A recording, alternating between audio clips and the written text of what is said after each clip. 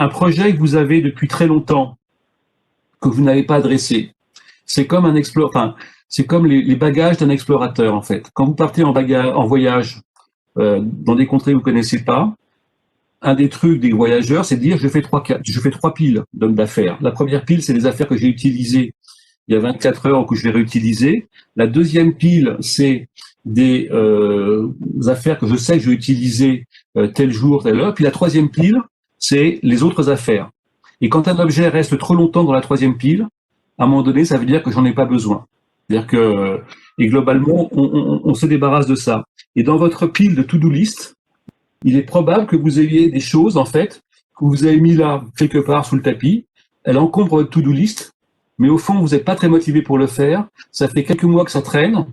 Et puis finalement, le fait que ce soit pas résolu, c'est pas si gênant que ça. Donc à un moment donné aussi, ne pas hésiter à sabrer sa to-do list. C'est rassurant.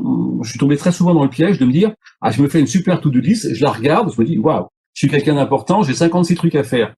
Bon, c'est juste un peu ridicule.